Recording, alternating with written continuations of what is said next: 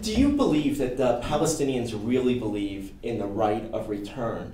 And if not, why do they keep pushing the issue instead of preparing their population of what they need to do, as no Israeli or American leader would ever agree to a right of return?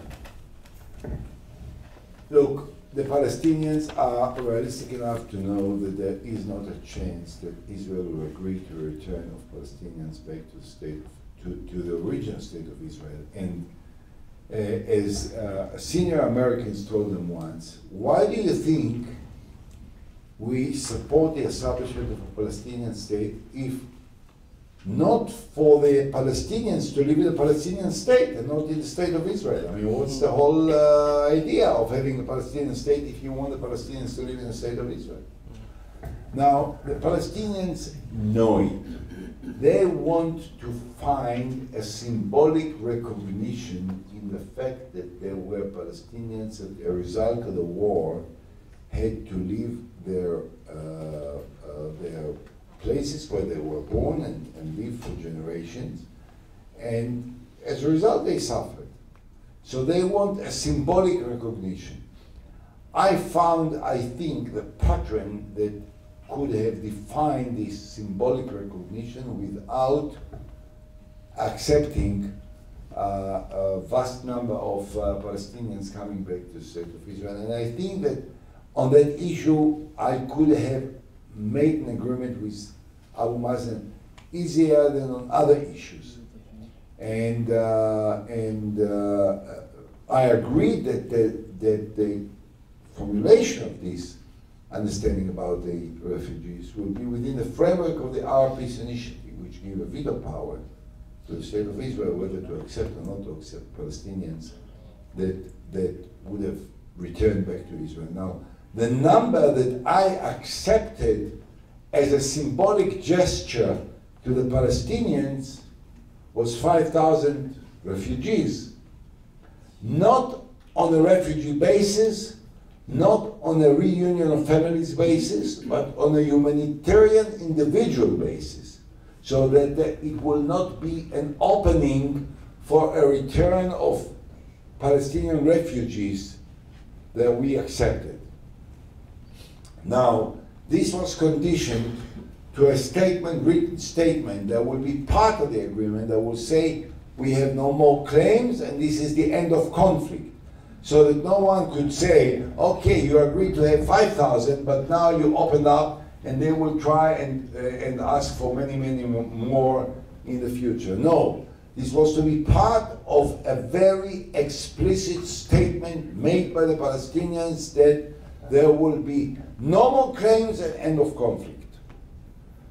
And I think they made a mistake.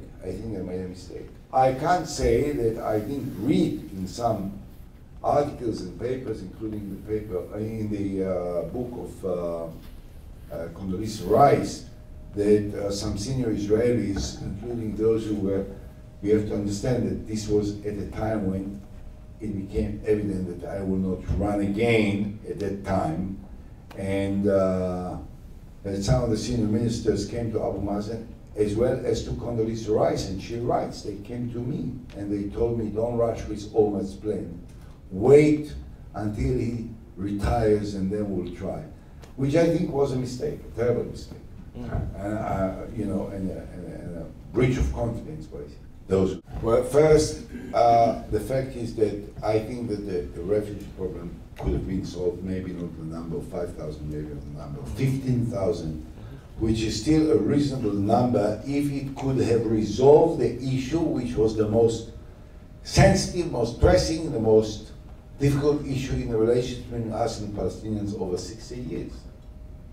And a country which has absorbed over the last 5 years, every year, about 15,000 Africans coming through the Sinai into the state of Israel, it didn't collapse.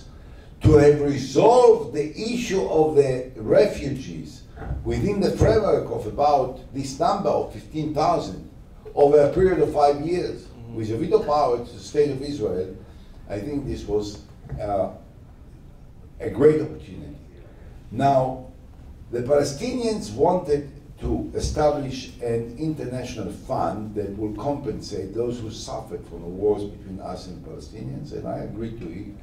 That, but I say, the fund will compensate Palestinians that, as a result of the war, suffered. Okay. And Jews. But it will also compensate Jews that, as a result of this war, were expelled from the countries, were rid entirely of their properties, and the only difference between them and the Palestinians is that we took care of those Jews, and they were entirely rehabilitated in the state of Israel because of the solidarity and the responsibility of the Israeli people to the brethren, unlike the Palestinians.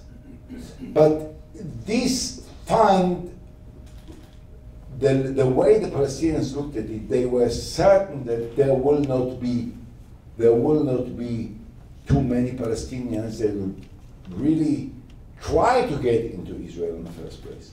And therefore, the fund could have compensated them for the suffering without them moving into the state of Israel. And I think that, look, they haven't prepared their population perhaps properly and the way I would have expected them. But I'm not responsible for the Palestinians. Mm-hmm. I ask myself why we were not preparing our population for the need to evacuate territories which we know will have to be evacuated, mm-hmm. and return back into the more or less 67 lines in order to establish a Palestinian state side by side with the state of Israel, and to guarantee the recognition by the international community of the borders of Israel, which does not exist to this day, and also to improve dramatically the position of the state of Israel in the world, and to have borders which are recognized officially by the international institutions, something that we don't have to this day. There are no Israeli borders which are recognized by any country in the world, including America. You ask an Israeli, which are the borders of Israel, he does not know what to answer, because there are no borders of Israel. So, you know, why should I complain about the Palestinians not preparing their people? Did we prepare our people? I'm not certain about it.